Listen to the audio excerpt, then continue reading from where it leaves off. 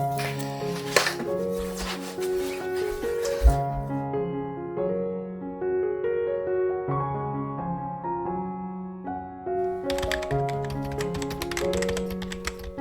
everyone, Namaskar, Salam, Sat Sri Akal. Welcome back to Deep All in One channel. I hope you all are doing really well. घर के अंदर इतने सारे काम होते हैं ना कि सुबह से शाम तक आप एक पैर पे भी खड़े रहे ना तो भी ये काम ख़त्म नहीं होते हैं। बस वही है कि थोड़ा सा बैलेंस बनाना पड़ता है। और सच बताऊं तो ये इतनी अंडररेटेड जॉब है ना होम मेकिंग की कि कोई इसको एज सच रिकॉग्नाइज करता ही नहीं है। बट हम जो काम कर रहे हैं अपने घर का वो हम किसी रिकॉग्नाइजेशन के लिए नहीं कर रहे हैं। ये हमारा घर है, हमारा परिवार है और अपने घर परिवार का काम करके उनको खुश देख के जो सुकून मिलता है उसका कोई कंपैरिजन नहीं है। और सच बताऊं तो लाइफ के जो पड़ाव हम क्रॉस करते जाते हैं ना हम बहुत कुछ सीखते जाते हैं। 20s में जब हम होते हैं तो कॉलेज से निकले हैं। मेरे साथ अगर मैं अपना एक्सपीरियंस शेयर करूं तो एक बहुत ही प्राउड एक कॉन्फिडेंट लड़की थ्रू आउट फर्स्ट क्लास है, कॉलेज टॉप कर लिया है, कैंपस प्लेसमेंट हुआ, क्लास में 30 बच्चे थे जिसमें से सिर्फ 3 सेलेक्ट हुए, जिनमें से एक मैं थी और सिर्फ अकेली लड़की थी। उसके बाद फिर जो लड़की कभी किसी रिश्तेदार के यहाँ भी 2-3 रात ना रुकी हो वो अकेली अपना बोरिया बिस्तर समेट के दिल्ली जैसे शहर में जाके बैठ गई। जिस टाइम मम्मी पापा उस हॉस्टल के कमरे में से छोड़ के जा रहे थे ऐसे दिल ना गले में आ रहा था, शब्द नहीं निकल रहे थे, लेकिन सोच लिया था कि अब आ गई हूँ तो करना ही है। तो 20s जो होता है ना उसमें बहुत सारे एक्सपेरिमेंट होते हैं, बहुत सारी लर्निंग होती हैं। उसके बाद लेट 20s या 30s की बात करें तो शादी ब्याह हो जाता है, एक दूसरा परिवार आपके साथ जुड़ जाता है, आपकी अपनी फैमिली स्टार्ट हो जाती है और आप वहाँ पे बहुत सारी चीज़ें, फैमिली पॉलिटिक्स, फैमिली लव, सबको साथ लेके चलना, सबके बारे में सोचना, कई बार अपने आप को नज़रअंदाज कर देना, आप ये सारी चीज़ें अपने 30s में सीखते हैं। और जैसे ही आप अपना 40 हिट करते हैं ना तो बहुत कुछ चेंज हो जाता है। एक मैच्योरिटी जो होती है ना, मैच्योर आप पहले भी हैं लेकिन ये एक सर्टेन लेवल की मैच्योरिटी होती है जहाँ पे रिकॉग्नाइजेशन या किसी से एक्सपेक्टेशन आई थिंक कुछ रहती ही नहीं है। मैं अभी अगस्त में 40 की हो जाऊंगी and I am feeling that change in my self कि अब छोटी छोटी चीज़ों में ही बहुत ज़्यादा खुशियाँ मिल जाती हैं।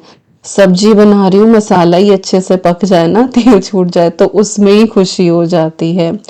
बच्चे स्कूल से आके एक बार कडल कर लें उसमें ही बहुत ज़्यादा खुशी हो जाती है। कोई क्या कह रहा है क्या नहीं कह रहा है कोई फ़र्क पड़ता ही नहीं है। अपने लिए शायद जीना हम सीख जाते हैं 40s में। तो मैं ये ट्रांजिशन बहुत अच्छे से फेस कर पा रही हूँ अपने लाइफ एक्सपीरियंस के साथ। मे बी आप में से बहुत से लोगों ने इस चीज़ को एक्सपीरियंस किया हो और शायद कुछ लोगों ने ना किया हो, या कुछ लोग मेरी तरह ही इस लाइफ को जी रहे हो या कुछ लोग ना जी रहे हो। तो सबके जो है ना पर्सपेक्टिव, लाइफ के एक्सपीरियंस सबके डिफरेंट होते हैं। मैं बस अपने यहाँ पे शेयर करती हूँ। बट एक जो ट्रांजिशन है ना 20 से 40 का, वो मैंने एक बहुत बड़ा बदलाव अपने अंदर देखा है। एक बहुत ही काम पर्सनैलिटी हो गई है कि कोई कुछ भी कह रहा है इट्स ओके। अपनी कंपनी इंजॉय करने की आदत हो गई है, बहुत ज़्यादा क्राउड की ज़रूरत नहीं है। मैं उन लोगों में से थी जैसा कि बताया कि कभी किसी रिश्तेदार के यहाँ भी नहीं एज सच रुकी हूँ।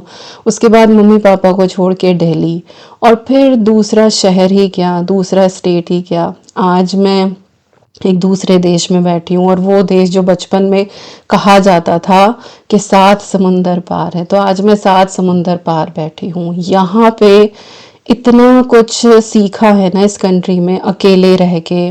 दोनों बच्चे यहीं पे हुए, कहीं कोई हेल्प नहीं थी।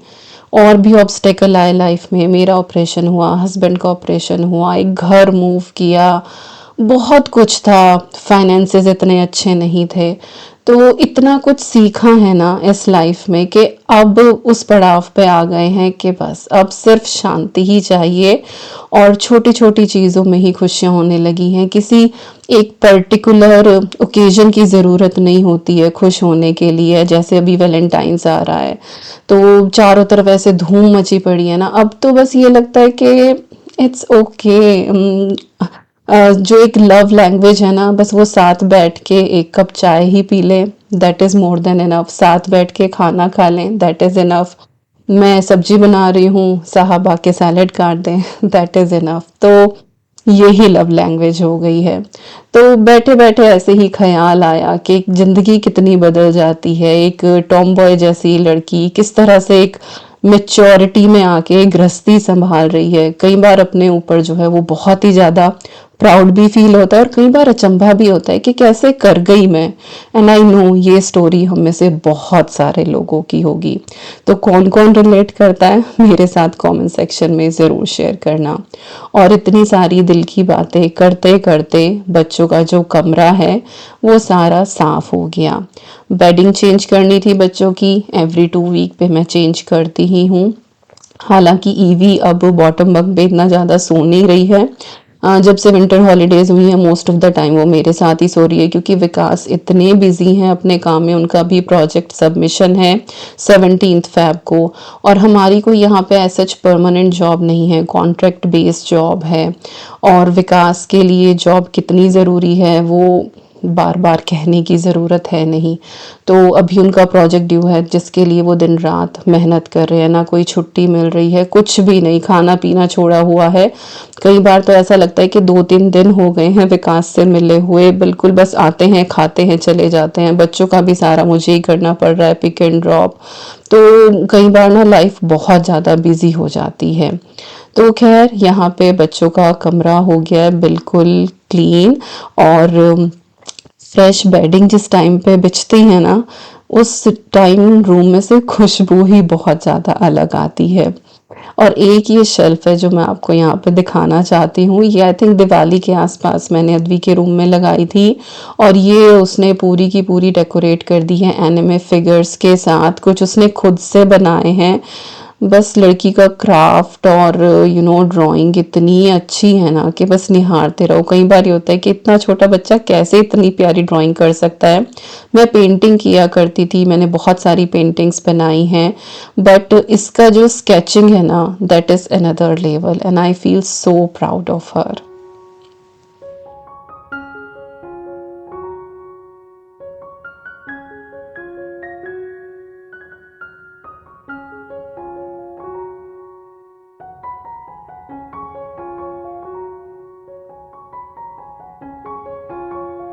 और यहाँ पे एक ओसीडी की बात आपको दिखा देती हूँ। कुशन्स मैंने सारे रखे थे, सारी चिड़ियाँ जो हैं वो ठीक थी, लेकिन इस कुशन की जो चिड़ियाँ थी वो उल्टी हो रही थी, तो दोबारा से कुशन को ठीक किया। मैं इसको ऐसे छोड़ के जा ही नहीं सकती थी, मुझे वो उल्टा ही लग रहा था। तो यही होता है कि कमरे से निकलूंगी, थोड़ी सी सलवटें हैं तो वो सही कर दूंगी, तौलिया सही से है नहीं है, तो इन चीज़ों में भी भाई मेरा तो बहुत ही ज़्यादा टाइम जाता है लिटरली। इसीलिए शायद मुझे सुबह से लेके शाम तक टाइम मिलता ही नहीं है। तो ऊपर का काम निपटा, इसके बाद मैं नीचे आई हूँ और मैंने ये ना शेफिंग डिशेस ली हैं। ये हमने अद्वी के बर्थडे के लिए ली थी, अभी 15 फ़रवरी को उसका बर्थडे है, वो 13 साल की हो रही है। और हमने एक बड़ी पार्टी जो है उसके लिए सोची थी, और सबको इनविटेशंस भी भेज दिए थे, बट अभी लाइफ में कुछ ऐसे इंसिडेंट हुए जिनकी वजह से हम पार्टी नहीं कर पाएंगे। तो सबको मैसेज कर ही दिया था।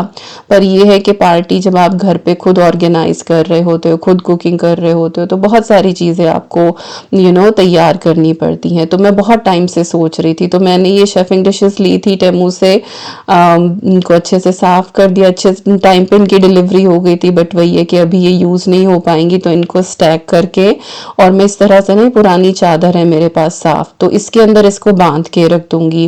वैसे तो ये डिसमेंटल भी हो जाता है, लेकिन बार बार स्क्रू खोलना और फिर लगाना वो काफ़ी डिफ़िकल्ट पड़ता है। तो स्टैक हो जाती हैं, तो इसी तरह से स्टैक कर रही हूँ। तो जिस बॉक्स में आई थी उसमें तो ये फिट हो नहीं रही थी, तो इस तरह से मैंने इसको कर दिया है इस बेडशीट के अंदर, तो धूल नहीं जाएगी बिल्कुल भी इसके अंदर।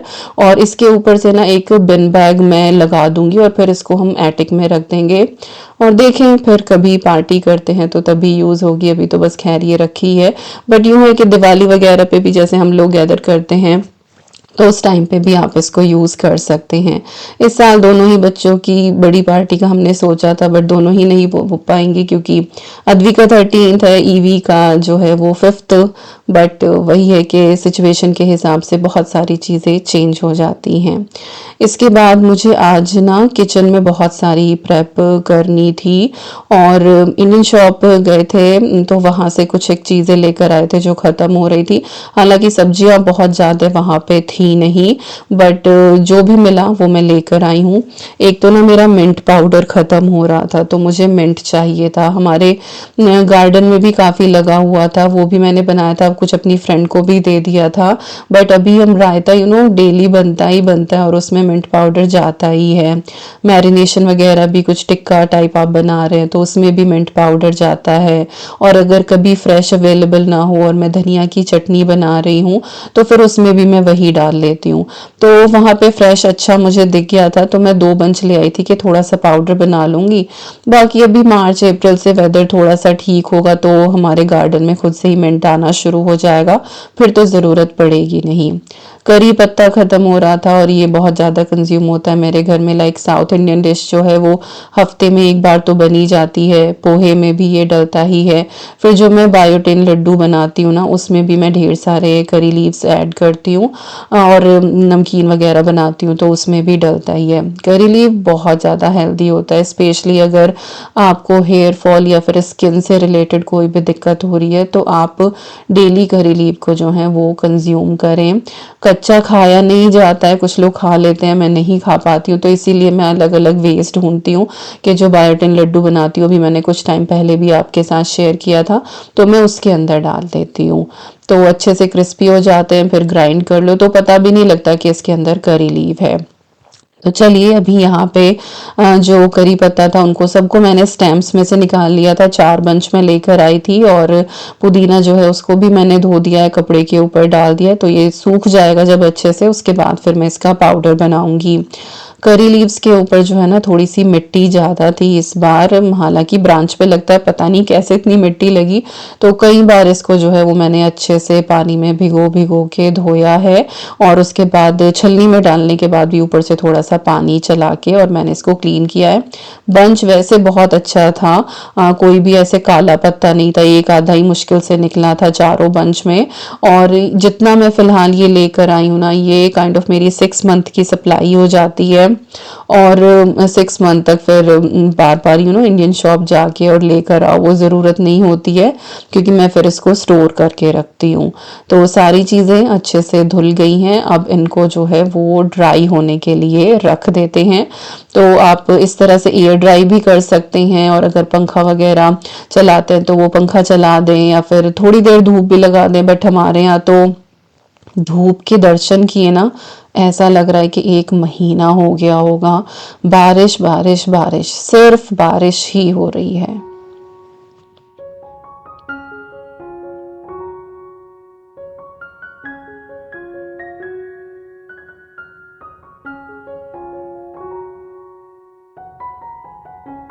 करेला एक ऐसी चीज़ है ना, या बोलूँ कि एक ऐसी सब्जी है जो मेरे घर में 12 महीने खाई जाती है।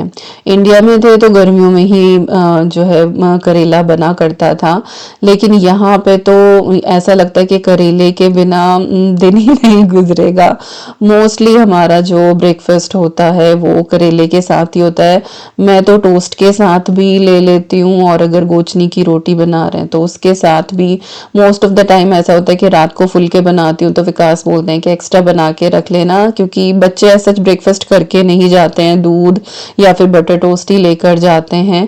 तो फिर बोलते हैं कि अलग से क्या ही ब्रेकफास्ट बनाना, और हम उनमें से नहीं है जो बहुत हैवी ब्रेकफास्ट कर लें कि पराठा शराठा सुबह खाएं, मन नहीं करता है तो चाय ही हो जाती है। तो बस यही रहता है कि रात को बोल देते हैं कि बस ये 1-2 रोटी में सेक के रख देना, तो मैं रात को ही कई बार फुलके सेक देती हूँ। और कहते हैं कि बासी रोटी जो होती है वो बहुत बहुत हेल्दी भी होती है। और पुराने टाइम में ऐसे ही किया जाता था कि जब लोग खेत में जाते थे ना बहुत अर्ली मॉर्निंग, तो रोटियां जो है ना वो रात को सेक के रख देते थे और कहते थे कि बासी रोटियों के टाइम जो है ये खेत में जा रहे हैं, तो वो बासी रोटी खाई जाती थी। तो जो लोग गांव से होंगे उनको पता होगा। मैं कभी नहीं रही ऐसे गांव में, लेकिन मम्मी पापा दोनों ही गांव से हैं, ब्याही गई हूँ गांव में, तो वो लाइफ मैंने देखी है, बातों में सुना है। और जो जहाँ से बिलोंग करता है ना वो वहीं के तौर तरीके फॉलो करता है। तो यहाँ पे जो करेले थे ना उनको मैंने लेंथ वाइज कट करके अंदर से सीड निकाल दिए थे, उसके बाद इनको छोटा छोटा कट कर लिया और अभी नमक लगा के ना हल्की सी मसाज करके मैं इनको थोड़ी देर के लिए रख दूंगी। कुछ ऐसा नहीं है कि ओवरनाइट आपको रखना है या 2-3 घंटे रखना है। मेरा बस ये है कि मेरा जब तक काम निपटे तब तक ये रखे रहेंगे और उसके बाद फिर हम बनाएंगे। तो साथ ही जो है यहाँ पे लंच की भी तैयारी हो रही है। कुछ मुझे बहुत ज़्यादा आज कुक नहीं करना है, आज हम कैरी फॉरवर्ड ही खाने वाले हैं। पहले दिन की दाल भी रखी हुई है और सब्जी भी रखी हुई है। और जिस दिन ऐसा होता है ना कि लंच मुझे ऐसा कुक नहीं करना है, उसी दिन मैं ये एक्स्ट्रा काम लेती हूँ, क्योंकि हर चीज आप एक ही दिन में नहीं कर पाते हो कि आपको प्रेप भी करनी है, आपको घर का एक कमरा भी सारा का सारा क्लीन करना है और आपको लंच भी बनाना है, आपको अपने ऑफिस का भी काम देखना है। तो बहुत सारी चीजें होती हैं, तो मैनेज करके प्लान करके करना पड़ता है कि अच्छा आज एक्स्ट्रा बना लेते हैं, कल को फिर बनाने की ज़रूरत नहीं पड़ेगी, तो आज हम ये वाला काम निपटा लेंगे। And this is the management जो हर जगह चलता है। तो बस आज मुझे राइस ही बनाने हैं, तो राइस के लिए मैंने पानी चढ़ा दिया है। आटे का बॉक्स खाली हो रहा था तो उसमें मैंने आटा भर दिया। ये 10 kg का है बैग, तो आधा पहले भर दिया था और आधा अभी, और इसीलिए बॉक्स जो है इसको मैंने मांजा नहीं था। एक बार के पैकेट की जो सप्लाई होती है वो मैं उसी बॉक्स में डालती रहती हूँ। अब जैसे नया पैकेट इसके अंदर डलेगा तो उससे पहले मैं इस बॉक्स को अच्छे से मांज लूँगी। और हमेशा घर में सीखा है कि चावल और आटा जब भी आप भरे ना उसके बाद उसको एक बार छू के ज़रूर रखें हाथ जोड़ के, क्योंकि अन्नपूर्णा माता है। अगर आपके घर में आटा चावल है तो आपके घर में सब कुछ है, आप कभी भूखे नहीं सोएंगे। तो बस मैंने रख दिया है। इसके बाद अभी मुझे कुछ एक प्रेप और करनी है। हालांकि मैंने आई थिंक लास्ट मंथ ही आपके साथ शेयर किया था। उसके बाद जब भी मैं वीडियो में दिखाती थी तो बहुत से लोग पूछते थे कैसे बनाते हो, लिंक भी उनके साथ शेयर किया, बट आई थिंक या तो लिंक पे क्लिक नहीं करते हैं या फिर मिलता नहीं है। हालांकि मेरी हर रेसिपी आपको इजीली मिल जाएगी अगर आप सर्च बार में डालेंगे दीप्स ऑल इन वन और रेसिपी का नाम, तो वही रेसिपी की वीडियो जो है वो पॉपअप हो जाएगी। बट वही है कि कई बार हम नहीं सोचते हैं कि चलो हम इतना करें। तो भाई ये है होममेड प्रोटीन पाउडर जो अभी मैं बना रही हूँ। मैंने पहले भी बनाया था, खत्म हो गया था, तो अब मैं दोबारा बना रही हूँ। तो इसके लिए मैंने अलसी ली है, सफ़ेद तिल लिए हैं और यहाँ पे ये सनफ्लावर सीड्स हैं, और इसके बाद मैं इसमें लेने वाली हूँ पंपकिन सीड्स। तो ये ग्रीन वाले जो होते हैं ना ये पंपकिन सीड होते हैं, मैंने उल्टा बोल दिया था। और उसके बाद ये डाले हैं इसमें सनफ्लावर सीड्स। तो मैंने अंदाजे से ही सबकी क्वांटिटी ली है। फ्लैक्स सीड्स मैंने सबसे ज़्यादा ली है, और ये मान के चलो कि फ्लैक्स सीड अगर आप 1 कप ले रहे हैं तो फिर 3/4 कप आप अलग अलग ये वाली चीज़ें लेके 3/4 कप सफ़ेद तिल डाल लें और 3/4 कप ही आप इसमें पंपकिन सीड और सनफ्लावर सीड्स ऐड कर लें। ये सुपर फूड है। डेली अगर आप चाहें कि आप थोड़े से सीड्स उठा के खाएंगे तो आपको वो एक्स्ट्रा मेहनत लगेगी कि निकालने हैं और खाने हैं। और ये सीड्स ऐसी चीज़ होती है जिसको आपको रोस्ट करके ही खाना होता है। अगर आप ऐसे ही खाएंगे तो इनके हेल्थ बेनिफिट आपको इतने नहीं मिलेंगे। तो मैं क्या करती हूँ, इन सारे सीड्स को इस तरह से ना हल्का सा ड्राई रोस्ट करके जब ये ठंडे हो जाते हैं इनका मैं पाउडर बना के रख लेती हूँ। उसके बाद जब मैं रोटी का आटा बना रही हूँ 2 चम्मच भर के मैंने उसके अंदर डाल लिया। बच्चों के लिए पैनकेक बना रही हूँ 1 चम्मच उसके अंदर डाल दिया। इडली का बैटर बना रही हूँ तो उसके अंदर डाल लिया। तो इस तरह से आप चीज़ों में मिक्स करके इनको खा सकते हैं और ये बहुत अच्छे रहते हैं। तो ये एक तरह का प्रोटीन पाउडर हो जाता है जो आप डिफरेंट डिफरेंट रेसिपीज में यूज कर सकते हैं। बस ये है कि हल्की सी चट चट की आवाज आने लगती है और आपको पता लग जाता है कि हाँ ये हमारे रोस्ट हो गए हैं। तो चावल भी बन गए हैं, साथ साथ जो सीड्स बचे थे उनको मैं रिफिल करके उनके जार में भी रख दूंगी।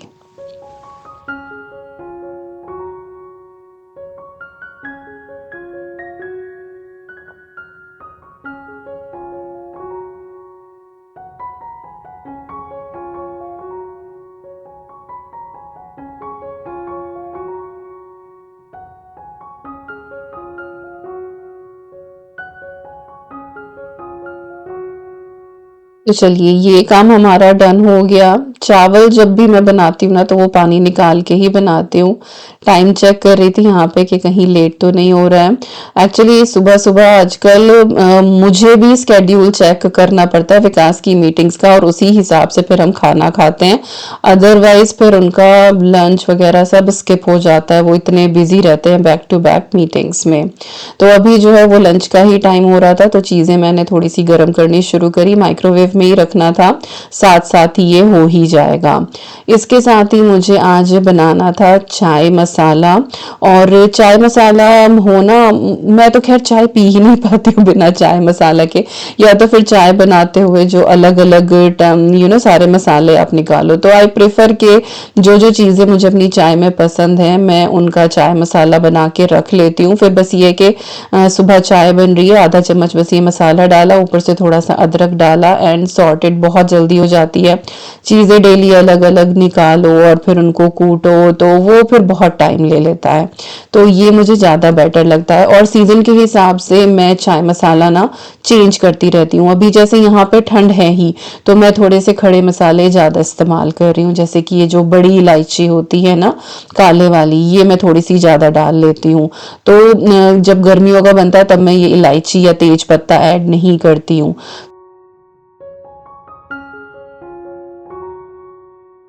तो मैं रेसिपी लिख दूंगी डिस्क्रिप्शन बॉक्स में, या फिर मैं उस वीडियो का लिंक दे दूंगी जिसमें मैंने ये डिटेल्ड आपके साथ शेयर किया था। हालांकि ग्लिम्स में यहाँ पे भी आपके साथ शेयर कर ही रही हूँ। बाकी ऐसा कोई नपे तुले पैमाने नहीं है कि ये चीज़ आपको इतनी डालनी है। जिस चीज़ का टेस्ट आपको ज़्यादा पसंद है वो आप ज़्यादा डालें, जिसका कम पसंद है वो आप कम डालें। तो मैंने यहाँ पे लौंग, दालचीनी, हरी इलायची, बड़ी इलायची, तेज पत्ता, साथ में यहाँ पे मैं ये डाल रही हूँ जो सूंठ पाउडर होता है, जिंजर का, ड्राई जिंजर पाउडर, साथ में है ये ब्लैक पेपरकॉर्न। और जो दालचीनी थी ना वो मेरे पास साबुत थोड़ी कम थी, तो मैं थोड़ा सा पाउडर भी उसका ऐड करूंगी। और ये है ड्राई बेसिल लीव। इसका जो टेस्ट है ना वो कुछ कुछ आपको तुलसी जैसा लगता है, लेकिन अगर आपके पास तुलसी के सूखे पत्ते हो ना तो आप वो इसके अंदर ऐड करना। थोड़ा सा मैंने इसमें नटमेग पाउडर डाला है, साबुत जायफल भी डाल सकते हैं अगर आपका ग्राइंडर बहुत बढ़िया है तो। और ये भी मैंने इसमें ये दालचीनी का पाउडर ऐड करा है। तो सारी चीज़ें मेरे टेस्ट के हिसाब से मैंने क्वांटिटी ली है, आप अपने टेस्ट के हिसाब से क्वांटिटी ऐड कर सकते हैं। बाकी जाएंगी यही सारी की सारी चीज़ें, और आप एक बार बना के देखना। और ऐसा नहीं कि इसको सिर्फ आप चाय में ही डाल सकते हो, आप इसको जो है दूध के अंदर भी ऐड कर सकते हो। आपको ये ऐसा मीठा खीर, दलिया या फिर जमे वगैरह बना रहे हो ना, तो आप थोड़ा सा उसमें भी डाल सकते हो, बहुत अच्छा फ्लेवर आता है और टेस्ट एनहेंस हो जाता है। और विंटर की जो ये हमारे स्पाइसेस हैं साबुत वाले, इनकी गुडनेस आपको मिल ही जाती है। तो ये मैंने अच्छे से ग्राइंड कर ली सारी चीज़ें, और अभी मैं इसको थोड़ा ठंडा होने दूंगी, क्योंकि थोड़ा सा मॉइस्चर आ जाता है जब आप चीज़ों को ना ग्राइंड करते हैं। तो इसको थोड़ा सा खोल के और मैं रख दूंगी। जब ये बिल्कुल अच्छे से ठंडा हो जाएगा उसके बाद फिर मैं इसको एयर टाइट कंटेनर में भर के और अपनी शेल्फ में स्टोर कर दूंगी। रूम टेम्परेचर पे ये बिल्कुल सही रहता है। और जो पत्ते मैंने धो के रखे थे इनको भी एक बार मैं खोल दूंगी अच्छे से, ताकि जो नीचे वाले हैं वो ऐसा ना हो कि वो गीले ही रह जाएं और ऊपर ऊपर के सूख जाए। और ये था हमारा आज का सिंपल सा लंच। दाल, चावल और थोड़ी सी मटर मशरूम की सब्जी थी। हम चारों को ही निचला जुकाम हुआ हुआ है फिलहाल, सबकी तबीयत डाउन है। रात को ऐसे नंबर से खांसना शुरू करते हैं ना हम, के बस धो धो चली रही है भाई, खांसी लेटने ही नहीं देती है। पता नहीं किस टाइम जाके तो आंख लगती होगी हम सबकी। खांसी ने जो है वो हालत खराब की हुई है। तो रायता वगैरह हम ले नहीं रहे फिलहाल। तो खैर खाना खाया हमने, थोड़ी देर बैठे, और अभी बस टाइम हो गया था बच्चों को स्कूल से पिक करने का। ठंड बहुत ज़बरदस्त है तो अच्छे से पैक करके ही अपने आप को निकलना पड़ता है।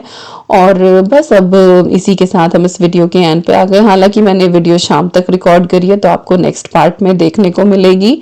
सो आई होप आपने आज का ये व्लॉग एंजॉय किया होगा। कुछ भी अगर पसंद आया हो तो मेरे साथ कमेंट सेक्शन में ज़रूर शेयर करना, लाइक दे के मोटिवेट ज़रूर करना। और भाई अगर सब्सक्राइब नहीं किया है तो प्लीज़ सब्सक्राइब कर लेना, मैं बहुत टाइम के बाद ये अपील कर रही हूँ। तो चलिए मिलती हूँ आपसे नेक्स्ट व्लॉग में। Till then you guys take care and I am sending lots and lots of love to you all. Thank you so much for watching. Take care and bye bye.